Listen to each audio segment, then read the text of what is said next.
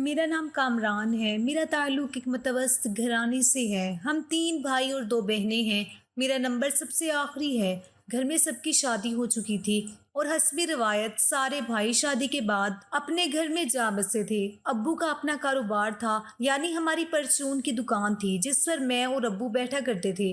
तालीम का कोई खास शौक न था, सिर्फ एफए करके अब्बू के साथ दुकान संभाल ली और अब्बू ने भी मजीद तालीम के लिए जोर न दिया। जिंदगी रूटीन के मुताबिक चल रही थी। कोई फिक्र न थी कि एक दिन ऐसा आया कि मेरी पुरसुकून जिंदगी में हलचल मच गई। हुआ यूं कि मैं मामूल के मुताबिक दुकान पर था। दोपहर का वक्त था। अब्बू खाना खाने घर गए थे। मैं अकेला था कि वो सामने से आती दिखाई दी। वो स्कूल से वापस आ रही थी। शदीद गर्मी के दिन थे और धूप की वजह से उसका चेहरा सुर्ख हो रहा था। मैं उसे देख रहा था। जी चाह रहा था कि वो मेरे सामने आ जाए और शायद वो कबूलियत की घड़ी थी कि वो अपनी सहेली के साथ मेरी दुकान पे चली आई। प्लीज एक कोल्ड ड्रिंक दीजिएगा, वो पसीना पोंछते हुए बोली। मैंने एक ठंडी बोतल निकाल कर उसे दी। मैं हैरत की कैफियत में था।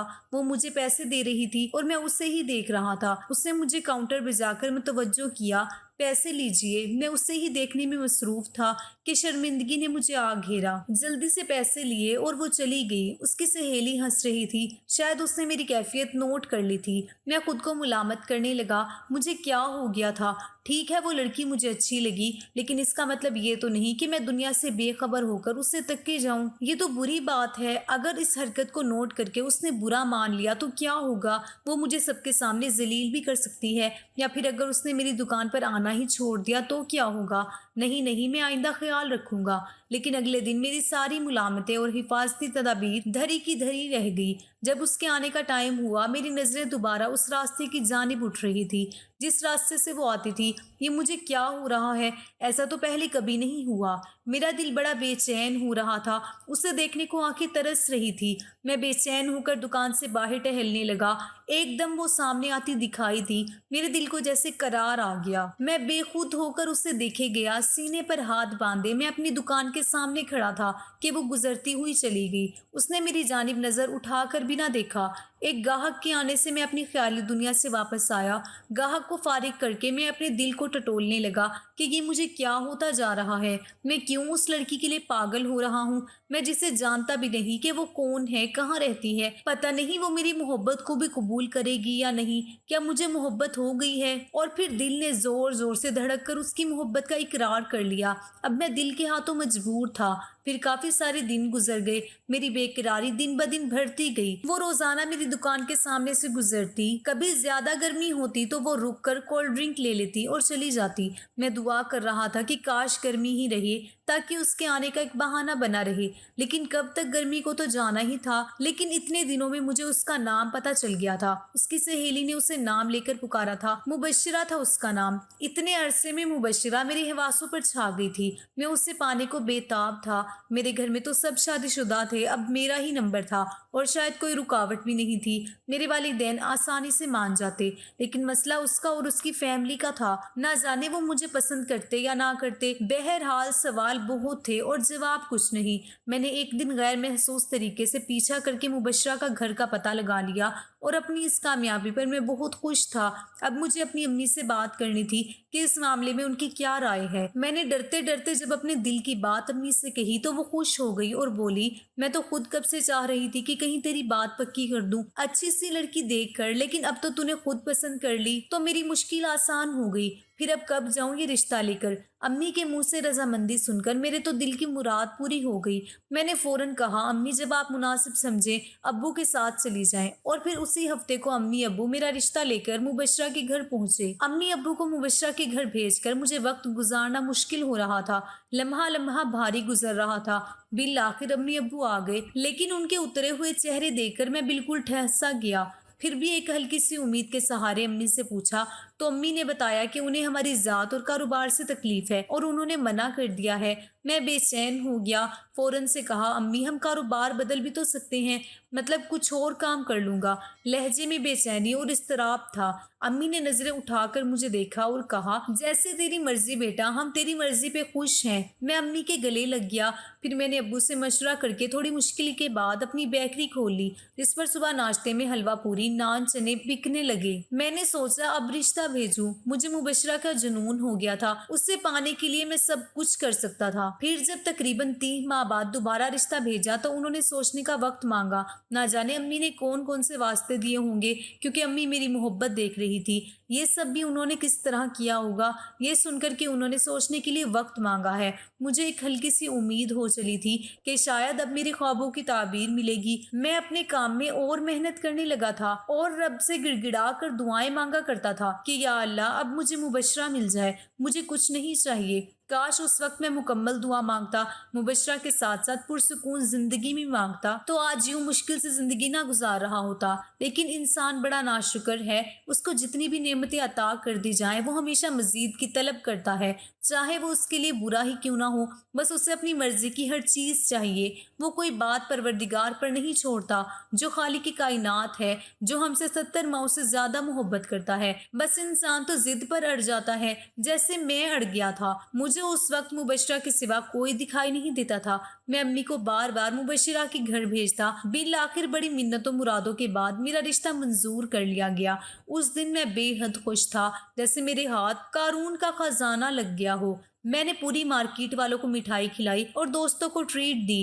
جلد ہی مبشرہ میرے گھر دلہن بن کر آ گئی۔ میں مبشرہ کے خوب ناز نخرے اٹھاتا اسے سیر پر لے کر گیا، ڈھیروں شاپنگ کروائی، کیونکہ مبشرہ کو شاپنگ کرنے کا بے حد شوق تھا۔ وہ ہر سوٹ کے ساتھ سینڈل اور جیولری میچنگ لیتی۔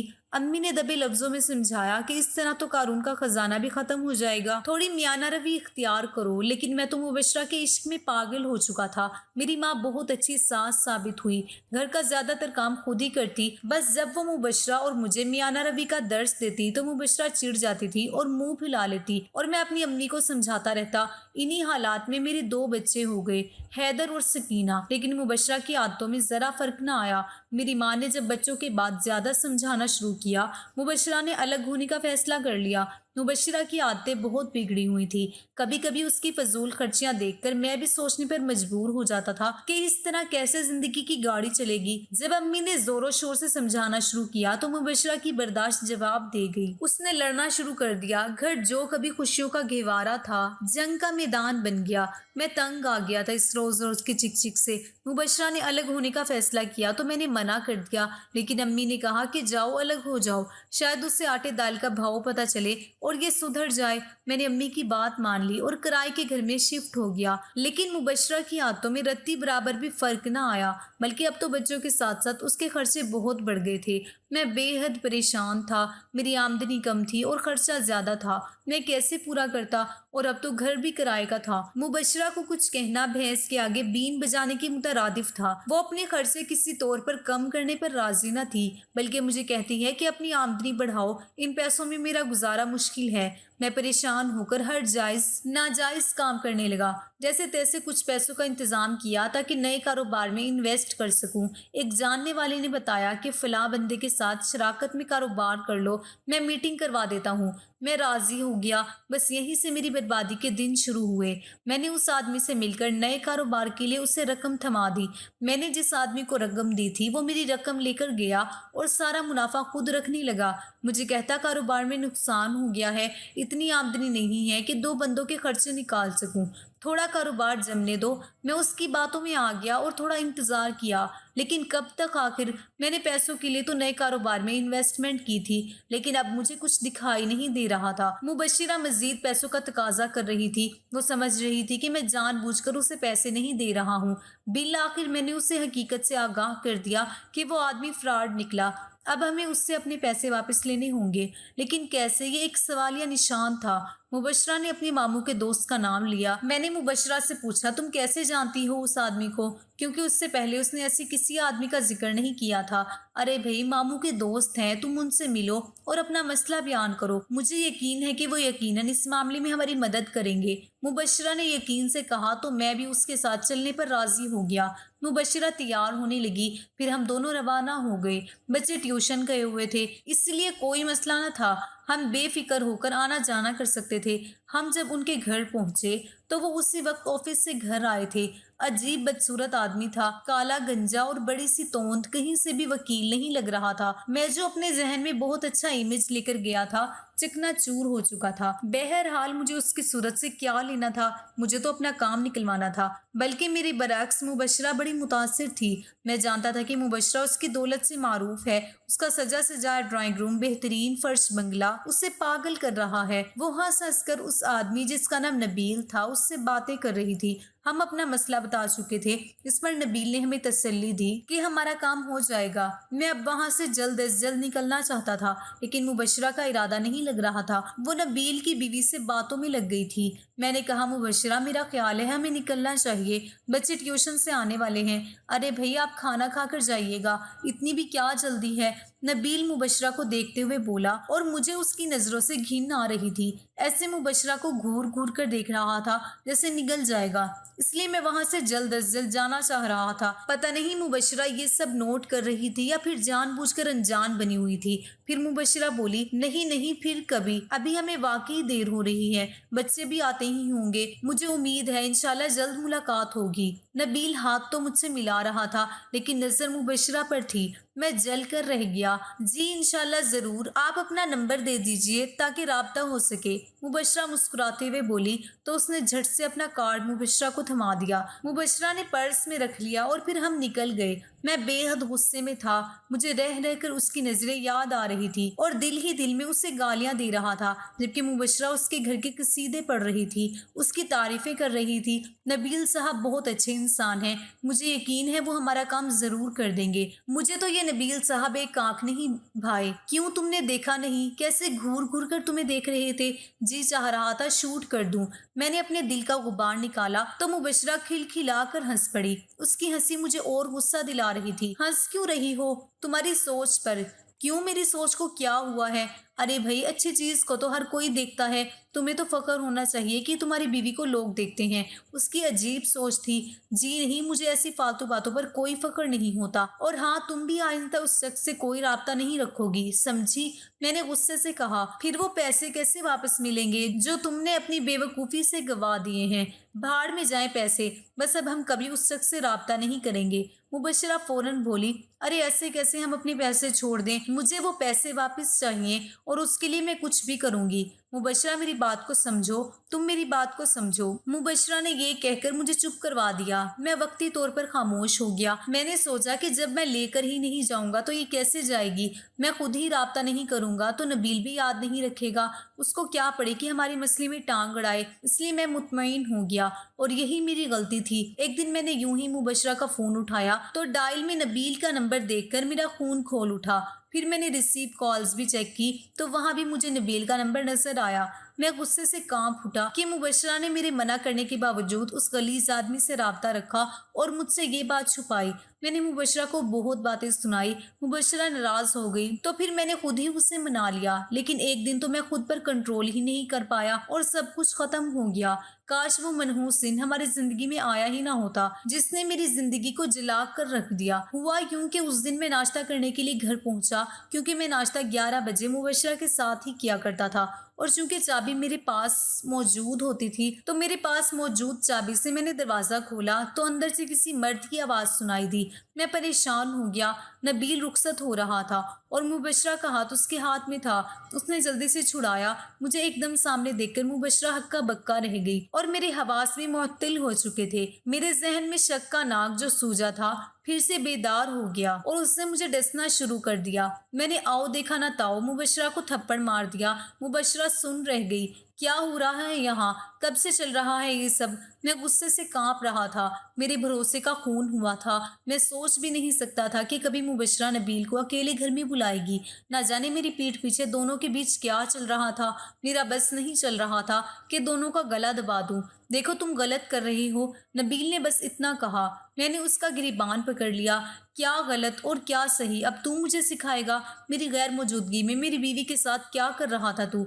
मेरा गिरीबान छोड़, तुम जानते नहीं हो मैं कौन हूँ। तुम्हें अंदर करवा दूंगा तो अकल ठिकाने आ जाएगी। नबील धमकियों पर उतर आया और मेरा पारा और हाई हो गया। मुबशरा भी सब भूलकर बीच बचाव करवाने लगी। उससे अब भी मुझसे ज्यादा नबील की इज्जत का ख्याल था। मैं नबील को गिरिबान से पकड़कर घसीटता हुआ दरवाजे तक ले गया। पीछे से मुबशरा मुसलसल चीख रही थी। हो सकता है नबील को जान से ही मार डालता, लेकिन जब मुबशरा ने इतना कहा तो मैंने फौरन उसे छोड़ दिया। कामरान छोड़ दो इनको, इनकी कोई गलती नहीं है, मैंने ही इन्हें बुलाया था। बस मुबशरा के मुंह से इतना सुनना था कि मैंने हारे हुए जवारी की तरह नबील का गिरबान छोड़ दिया।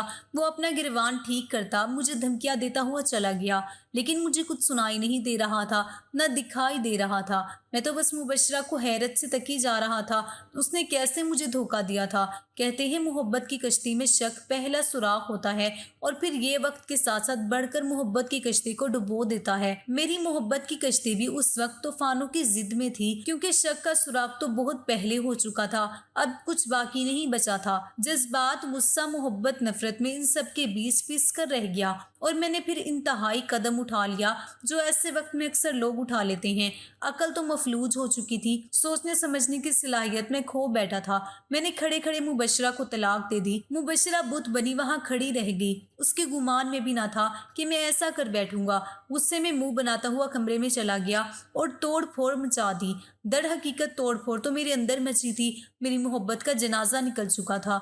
मैं चीखना चाहता था, रोना चाहता था और फिर फूट फूट कर रो पड़ा। शायद गुस्से को इसलिए हराम करार दिया गया है। इसमें इंसान भले बुरे की तमीज खो बैठता है, जैसा कि मेरे साथ हुआ था। मैंने गुस्से में मुबशरा को तलाक तो दे दी थी, जबकि उसके असरात के बारे में कुछ नहीं सोचा। वही हुआ जो होना था। मुबशरा बच्चों को लेकर अपनी अम्मी के घर चली गई। मैंने बहुत चाहा कि बच्चे मेरे पास रुक जाएं, लेकिन बच्चे माँ के साथ जाना चाह रहे थे और फिर मैं जानता था कि बच्चों की बेहतर निगहदाश्त मैं अकेला नहीं कर पाऊंगा। मैं तो सारा दिन दुकान पर होता हूँ, मेरे पीछे बच्चे अकेले घर में कैसे रहेंगे। बस यही सोचकर मैंने दुखते दिल के साथ बच्चों को मुबशरा के साथ जाने दिया। मैं कर भी क्या सकता था सिवाय पछताने के और रोने के। मुझे अपनी गलती का कभी एहसास न होता अगर मैं मुबशरा का खत न पढ़ता। मुबशरा ने लिखा था, कामरान में किसी तरह भी वो पैसे निकलवाना चाहती थी। जब वो फ्रॉड आदमी हड़प कर चुका था, मैंने सोचा था कि अगर नबील मुझे देखता है तो क्या हर्ज है, कुछ पाने के लिए कुछ खोना तो पड़ता है। इसलिए मैं चुपके से नबील से राब्ता रखने लगी। शायद यही मेरी सबसे बड़ी गलती थी। फिर एक दिन तो हद हो गई। नबील मेरे घर चले आए। उस वक्त मैं घर में अकेली थी, बच्चे स्कूल में थे और आपके आने का टाइम था। ना जाने नबील ने ये वक्त क्यों मुंतखब किया। मैं उनको सामने देखकर चौंक गई। घर में बुलाना भी मुश्किल था और बाहर से रवाना करना भी अच्छा नहीं लग रहा था। परेशानी में मुब्तला थी कि बुलाऊं कि ना बुलाऊं। वो खुद ही घर के अंदर घुस आए और बोले, अंदर नहीं बुलाओगी, और मैं एकदम रास्ते से हट गई। वो अंदर आ गए।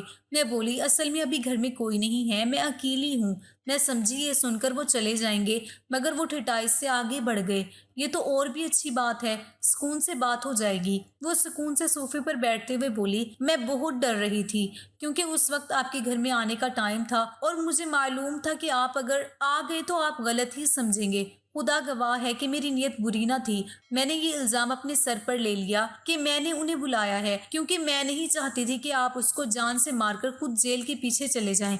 वक्ती तौर पर आपको रोकने की खातिर जो मेरे दिल में आया फौरन वही बोल दिया, लेकिन मुझे क्या मालूम था कि आप इंतहाई बड़ा कदम उठा लेंगे और यूं मुझे रुस्वा कर देंगे। मुबशरा का खत पढ़कर मुझे अपनी गलती का एहसास हुआ। उफ, ये मैंने क्या कर दिया। अपने हाथों से अपना घर उजाड़ दिया। इस तन्हाई में ये घर मुझे खाने को दौड़ रहा था। मैंने क्यों पल भर को नहीं सोचा कि अब मैं क्या करूंगा। क्या मुबशरा और बच्चों के बगैर मैं जी पाऊंगा? नहीं नहीं, मेरा दिल जोर से धड़क कर सदाएं देने लगा। अकेले घर में खूब फूट फूट कर रो दिया। लेकिन अब क्या हो सकता था? जैसे कुमान से निकला हुआ तीर वापस नहीं आता, जैसे मुंह से निकली हुई बात वापस नहीं आती, इसी तरह अब मुबशरा और बच्चे इस घर में नहीं आ सकते थे। मैंने खुद अपना घर जलाया था। मेरे शक ने सब खत्म कर दिया था। अब मेरे लिए सिर्फ पछतावे और सोचें थी जो मुझे पल पल जला रही थी। मैं सोच रहा था कैसे अब मुबशरा और बच्चों को अपनी जिंदगी में वापस लाऊं, और अब एक ही रास्ता था, हलाला। मैं फौरन ही मुबशरा की अम्मी के घर गया। मैंने जब इस बारे में मुबशरा की अम्मी से बात करना चाही तो उनके साथ साथ मुबशरा भी गुस्सा हो गई और मुझे बातें सुनाकर घर से निकाल दिया और मैं नामुराद लौट आया। लेकिन मैं भी हार मानने वाला न था। میں نے چکر لگانا شروع کر دیے۔ میں مبشرہ سے التجا کرتا رہا، اسے مناتا رہا، کبھی فون پر اور کبھی خود گھر جا کر۔ میں کیا کرتا، اس کے علاوہ میرے پاس کوئی چارہ نہ تھا۔ مجھے ہر حال میں مبشرہ کو راضی کرنا ہی تھا، کیسے بھی کر کے، کیونکہ میری زندگی ایک جگہ رک چکی تھی، گھر ویران ہو چکا تھا۔ امی کو پتہ چلا تو دوڑی چلی آئی۔ امی کہنے لگی مجھے پتا تھا وہ عورت گھر بسانے والی تھی ہی نہیں، اچھا کیا تو نے۔ امی الٹا مجھے سنانے بیٹھ گئی۔ امی کیسی باتیں کر رہی ہیں، مبشرہ بے قصور ہے، میں نے اس پر غلط کیا اور انتہائی قدم اٹھا لیا، مجھے ایسا نہیں کرنا چاہیے تھا، میری وجہ سے میرے بچے بھی مجھ سے دور ہو گئے، کچھ بھی ہو میں اب اپنی غلطی سدھار کے رہوں گا، میں نے حتمی لہجے میں کہا۔ میرے منہ سے سچائی سن کر امی نرم پڑ گئی اور بولی کیا اب تو پھر سے مبشرہ سے نکاح کرے گا؟ تجھے پتا ہے اس کے لیے حلالت ضروری ہے۔ جی امی، یہی میری سزا ہے، مجھے منظور ہے۔ پھر امی روز آ کر میرا کھانا پکا جاتی۔ انہوں نے بہت کہا کہ میں ان کے پاس رہوں، لیکن میں اپنا گھر چھوڑ کر جانا نہیں چاہ رہا تھا، اسی لیے انکار کر دیا۔ امی خاموش ہو گئی۔ میں روزانہ ہی مبشرہ کو فون کرتا رہا اور گھر کے بھی چکر لگاتا رہا، میرا کہیں بھی دل نہیں لگ رہا تھا۔ بالآخر میری محنت رنگ لائی، یوں روز روز فون کرنا اور چکر لگانا کام کر گیا اور مبشرہ کچھ نرم پڑ گئی اور وہ حلالے کے لیے راضی بھی ہو گئی۔ لیکن کس سے؟ یہ سن کر میرے قدموں کے نیچے سے زمین نکل گئی۔ مبشرہ مجھ سے انتقام لے رہی تھی، لیکن اس طرح میں نے کبھی سوچا نہ تھا۔ میں سوچ سوچ کر پاگل ہو رہا تھا کہ آخر مبشرہ نے اسی شخص کو کیوں چنا؟ کیا اس طرح مبشرہ مجھ سے انتقام لینا چاہتی ہے؟ آخر اس سب سے وہ کیا حاصل کرنا چاہتی ہے؟ میرا دماغ معوف ہو چکا تھا، رگیں پھٹ رہی تھی، میں پاگل ہو رہا تھا، کچھ سمجھ میں نہیں آ رہا تھا۔ مبشرہ اپنی بات سے ایک انچ بھی سرکنے کو تیار نہ تھی اور میں مجبور تھا۔ اس سے زیادہ بے بسی میں نے اپنی زندگی میں کبھی محسوس نہیں کی۔ مبشرہ اور بچوں کو کھونا نہیں چاہتا تھا اور اس لیے مجھے یہ کڑوا گھونٹ پینا ہی تھا۔ اسی لیے میں نے دکھتے دل سے مبشرہ کو رضامندی دے دی اور پھر خود انگاروں پر لیٹنے لگا۔ عدت ختم ہوتے ہی مبشرہ کا نکاح نبیل سے ہو گیا۔ وہ دن اور رات میں نے کیسے گزاری یہ میں ہی جانتا ہوں۔ اگلے ہی دن مبشرہ کے گھر پہنچا تو پتہ چلا کہ مبشرہ اور نبیل دونوں کا موبائل فون بند ہے۔ میرا پریشان ہونا فطری تھا، کیونکہ وعدے کے مطابق آج صبح مبشرہ کو طلاق ہو جانی تھی، لیکن ایسا نہیں ہوا تھا۔ نبیل کے دل میں نہ جانے کیا تھا کہ اس نے اپنا اور مبشرہ کا فون بند کیا ہوا تھا۔ ماں نے مشورہ دیا کہ نبیل کی فلیٹ پہ جا کر دیکھا جائے کہ کیا صورتحال ہے، تو مبشرہ کا بھائی اور میں وہاں پہنچے تو تالا تھا۔ اب تو میں پریشان ہو گیا کہ کیا کروں، کہاں جا کر ڈھونڈوں۔ اب انتظار کے سوا کوئی چارہ نہ تھا۔ نبیل نے ہمیں دھوکہ دیا تھا، وہ اپنے وعدے کی پاسداری کی بجائے مبشرہ کو لے کر غائب ہو چکا تھا اور میں بے بس تھا۔ ایسا لگ رہا تھا جیسے مبشرہ کو زمین نکل گئی یا آسمان کھا گیا۔ مجھ سے وقت نہیں گزر رہا تھا، مجھے رہ رہ کر نبیل پر غصہ آ رہا تھا۔ اس نے ہمیں دھوکہ دیا تھا، اس کی نیت تو مجھے پہلے ہی ٹھیک نہیں لگ رہی تھی، اب تو پختہ یقین ہو چکا تھا۔ اس کے ساتھ ساتھ مجھے مبشرہ کی بھی فکر ہو رہی تھی، دل سے ہر لمحے اس کی خیریت کی دعائیں نکل رہی تھی۔ بالآخر خدا خدا کر کے مبشرہ کا فون آیا اور اس نے بتایا کہ وہ لاہور میں ہیں اور جلدی لوٹ آئیں گے۔ ہم سب خاموش ہو گئے اور کر بھی کیا سکتے تھے سوائے انتظار کے۔ نبیل نے واپسی میں 10 دن لگا دیے۔ یہ 10 دن میرے لیے صدیوں سے کم نہ تھے۔ بہرحال یہ وقت کٹ چکا تھا۔ نبیل نے مبشرہ کو طلاق کے کاغذات دے دیے تھے۔ میں نے لاکھ شکر ادا کیا۔ اب مبشرہ کو عدت کے دن گزارنے تھے، وہ بھی گزر گئے اور پھر مبشرہ ایک بار پھر سے میری زندگی میں لوٹ آئی۔ اس دن تو میں بہت زیادہ خوش تھا۔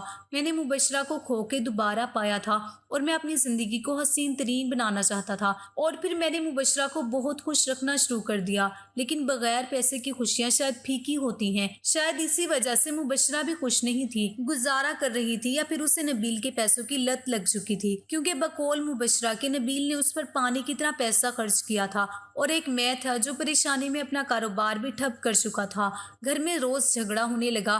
میں بری طرح پریشان ہو چکا تھا کہ 1 سال بعد نبیل پھر سے پاکستان لوٹ آیا۔ اتنے عرصے سے وہ ملک سے باہر تھا اور پھر ہماری زندگی میں طوفان آ گیا۔ نبیل کو اچانک اپنے گھر دیکھ کر میں غصے میں تھا، لیکن جب اس نے مبشرہ کا شوہر ہونے کا دعویٰ کیا تو میرا غصہ اور بڑھ گیا۔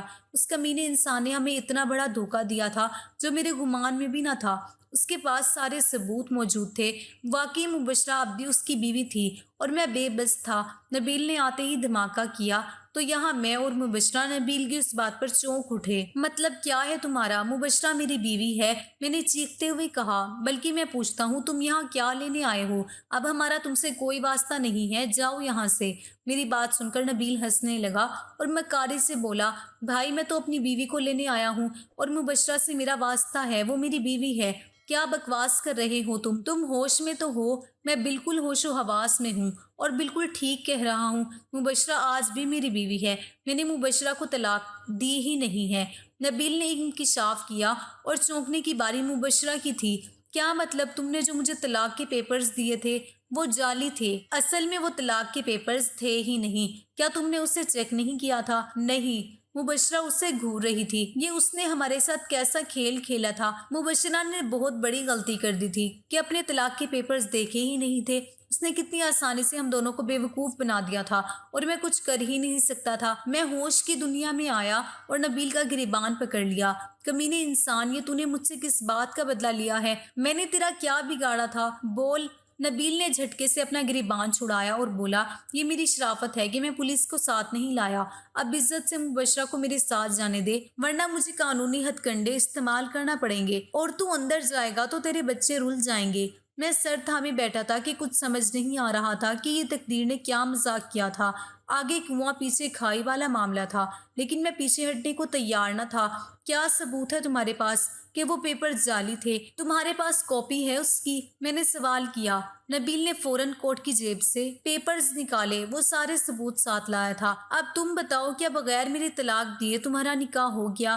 وہ مکاری سے بولا، لیکن یہ بات تم نے پہلے کیوں نہیں بتائی؟ اب 1 سال بعد تمہیں یاد آیا ہے؟ انتقام میری جان، انتقام اسی کو کہتے ہیں۔ میں تمہیں بار بار تڑپانا چاہتا تھا، اپنی بےعزتی کا بھرپور بدلہ لینا چاہتا تھا اور وہ بدلہ اب پورا ہوا ہے۔ چلو مبشرہ میرے ساتھ۔ وہ دھاڑا، نہیں تم مبشرہ کو ایسے ساتھ نہیں لے جا سکتے، مجھے پہلے مفتی سے فتویٰ لینے دو۔ میں نے آخری کوشش کی، بڑے شوق سے فتویٰ لو، میں سارے کام کر کے آیا ہوں، تم بھی ارمان پورے کر لو۔ لمحہ بھر کو ٹہرا، پھر بولا، لیکن مبشرہ تمہارے ساتھ اب ایک پل بھی نہیں رہے گی، اسے میکے بھیج دو، تم فتویٰ لے آؤ، میں پھر مبشرہ کو لے جاؤں گا ہمیشہ کے لیے، سمجھے؟ یہ کہہ کر وہ پیر پٹکتا ہوا چلا گیا۔ کافی دیر تک مبشرہ اور میں سر تھامے بیٹھے رہے۔ دماغ معاف ہو چکا تھا، ہمارے ساتھ دھوکا ہوا تھا۔ میں نے اپنے بچوں کا ہاتھ تھاما اور بیگ اٹھایا۔ چلو بیٹا، ہم نانو کے گھر جا رہے ہیں۔ بچے جو دوسرے کمرے میں کھیل میں مگن تھے ایک دم خوش ہو گئے۔ فوراً ہی میں بولا، ٹھہرو میں تمہیں ڈراپ کر دیتا ہوں، میں باہر جا رہا ہوں، مفتی صاحب سے بھی مل لوں گا۔ اس وقت میری آنکھیں بے حد سرخ ہو رہی تھی، نہ جانے دکھ کے کن کن مراحل سے میں گزر رہا تھا۔ ایک بار پھر تقدیر نے میرے ساتھ مذاق کیا تھا، یا پھر سب میری ہی غلطی تھی؟ نبیل نے مجھ سے خوب دشمنی نبھائی تھی، ساری خوشیاں مجھے دے کر ایک دم چھین لی تھی، جس پر میں بوکھلا کر رہ گیا تھا۔ لیکن آخری کوشش کے طور پر میں مفتی صاحب سے ملنا چاہ رہا تھا، اتنی آسانی سے میں ہار ماننے کو تیار نہ تھا۔ میں سیدھا مفتی صاحب کے پاس پہنچا، ان کو جب ساری روادات بتائی تو انہوں نے فیصلہ نبیل کے حق میں دے دیا۔ ظاہر ہے جب نبیل نے طلاق دی ہی نہیں تو مبشرہ اب تک اس کی نکاح میں تھی۔ مفتی صاحب کی بات تابوت میں آخری کیل ثابت ہوئی اور میں نے بالکل ہمت ہار دی، میں وہیں پھوٹ پھوٹ کر رو پڑا۔ یہ سب کیا ہو رہا تھا میرے ساتھ؟ لیکن اب رونے کی سوا کوئی چارہ نہ تھا۔ میں جیسے جیسے گھر پہنچا، مبشرہ کی کال آ گئی۔ کیا کہا مفتی صاحب نے؟ تم اب بھی نبیل کی بیوی ہو؟ میرا لہجہ میرے دکھ کی خمازی کر رہا تھا۔ مبشرہ، واقعی نبیل نے تمہیں زبانی طلاق نہیں دی تھی، یاد کرو۔ نہیں کامران، یہ صرف پیپرز مجھے دیے تھے اور گھر چھوڑ دیا تھا، اور تم نے وہ پیپرز دیکھنا بھی ضروری نہیں سمجھے۔ بس غلطی ہو گئی بہت بڑی کہ میں نے نبیل پر بھروسہ کیا۔ مبشرہ فون پر پھوٹ پھوٹ کر رو رہی تھی اور کہہ رہی تھی، اس نے تو مجھے زبانی طلاق ہی نہیں دی تھی، بس پیپرز سمائے تھے اور وہ بھی میں نے کھولنا گوارا نہ کیے۔ ٹھیک ہے، میرے ساتھ ایسا ہی ہونا چاہیے تھا، یہ سب میری ہی غلطی ہے۔ اب کہنے سننے کو باقی کچھ نہیں بچا تھا، اس لیے میں نے فون رکھ دیا۔ میں سخت ڈپریشن کا شکار تھا۔ گھر میں سب حقیقت جاننے کے بعد پہنچ گئے تھے۔ یہ نبیل نے کیسی گناہونی حرکت کی تھی، جس کا کبھی دیکھا تھا نہ سنا، جس نے سنا دل تھام لیا۔ یعنی تقریباً 1 سال مبشرہ میرے ساتھ بغیر نکاح کے رہی۔ یہ سوچ ہی سہانے روح تھی۔ میں نبیل کے خلاف جا کر بھی کچھ نہیں کر سکتا تھا، وہ بہت چالاک آدمی تھا، الٹا ہمیں پھنسا دیتا۔